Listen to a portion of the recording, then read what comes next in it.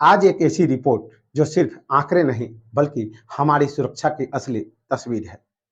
Report NCRB की यानी राष्ट्रीय अपराध रिकॉर्ड ब्यूरो। आज का विषय अपराध की बढ़ती दर और बिहार की तस्वीर। देश में अपराध का ग्राफ लगातार ऊपर जा रहा है। नेशनल क्राइम रिकॉर्ड्स ब्यूरो यानी एनसीआरबी ने हाल ही में अपनी क्राइम इन इंडिया 2023 रिपोर्ट जारी की है। यह रिपोर्ट सिर्फ आंकड़े नहीं बताती बल्कि समाज की सुरक्षा, पुलिस की क्षमता और आम आदमी के डर का आईना भी दिखाती है। तो आइए शुरू करते हैं इस विशेष रिपोर्ट को। तो सबसे पहले नमस्कार, आप देख रहे हैं न्यूजिरा और मैं हूं आपके साथ विपिन। आज जानते हैं कि इस तस्वीर में बिहार कहां खड़ा है। एनसीआरबी के ताजा आंकड़े बताते हैं कि साल 2022 के मुकाबले साल 2023 में भारत में दर्ज अपराधों की संख्या बढ़कर 62 लाख से ज्यादा हो गई है। यानी कुल अपराधों में करीब 7% की वृद्धि हुई है। अपराध दर यानी प्रति लाख आबादी पर अपराधों का औसत भी 422 से बढ़कर 448 तक पहुंच गया है। सबसे बड़ी राहत की खबर यह रही कि हत्या जैसे गंभीर अपराधों में थोड़ी गिरावट दर्ज की गई है। साल 2022 में जहां 28,500 से ज्यादा हत्या के मामले थे, वहीं साल 2023 में यह घटकर 27,700 तक आ गया। लेकिन दूसरी ओर महिलाओं और बच्चों के खिलाफ अपराध लगातार बढ़ रहे हैं। महिलाओं के खिलाफ करीब 4,48,000 मामले दर्ज किए गए। बच्चों के खिलाफ अपराधों में भी 9% से अधिक की वृद्धि हुई।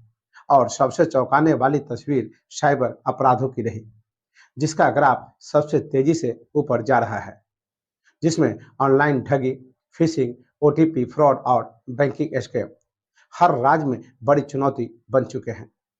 अब बात करते हैं बिहार की, क्योंकि यह रिपोर्ट साफ दिखाती है कि बिहार का अपराध ग्राफ चिंताजनक है। सबसे पहले अगर हत्या के मामलों पर नजर डालें तो साल 2023 में बिहार में दर्ज हुए हत्या के कुल 2862 केस और पीड़ितों की संख्या रही 2882। इस आंकड़ों ने बिहार को देश के उन चुनिंदा राज्यों में ला खड़ा किया है जहां हत्या के सबसे ज्यादा मामले सामने आए हैं। बिहार पुलिस और एनसीआरबी की रिपोर्ट यह बताती है कि इन हत्याओं को सबसे बड़ी वजह रही जमीन विवाद, भूमि और संपत्ति को लेकर हुए झगड़े अक्सर खूनी संघर्ष में बदल जाते हैं। दूसरा बड़ा कारण पारिवारिक झगड़े, तीसरा प्रेम प्रसंग और आपसी रंजिश। यानी बिहार में हत्या महज आपराधिक गिरोहों की देन नहीं बल्कि आम सामाजिक विवाद बड़ी हत्याओं का रूप ले रहे हैं। अब बात महिलाओं और बच्चों पर अपराध की, तो दहेज से जुड़ी मौतों के मामले में बिहार और उत्तर प्रदेश दोनों ही सबसे ऊपर रहे। घरेलू हिंसा, यौन शोषण और उत्पीड़न के केस लगातार बढ़े। बच्चों के खिलाफ अपराधों में भी अपहरण और यौन शोषण जैसे मामले सामने आए।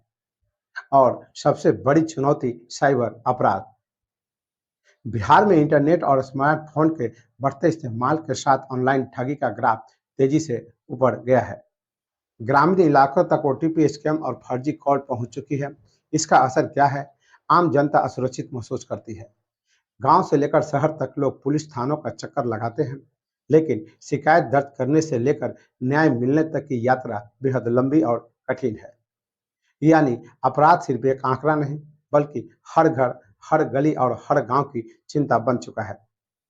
तो बिहार की सबसे बड़ी चुनौती क्या है? पहली, पुलिस बल की कमी। दूसरी, जांच की धीमी रफ्तार। तीसरी, न्यायिक प्रक्रिया में देरी। और चौथी, सामाजिक विवादों का प्रभाव।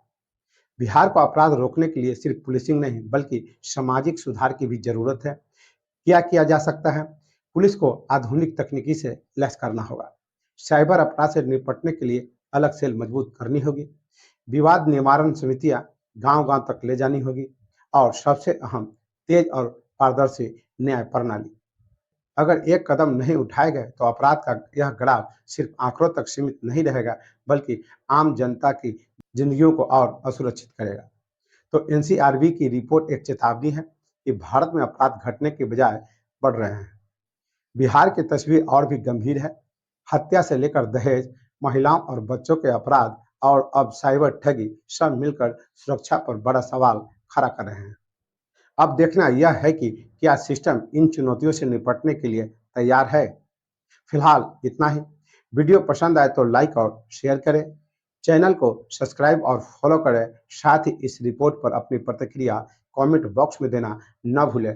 नमस्कार।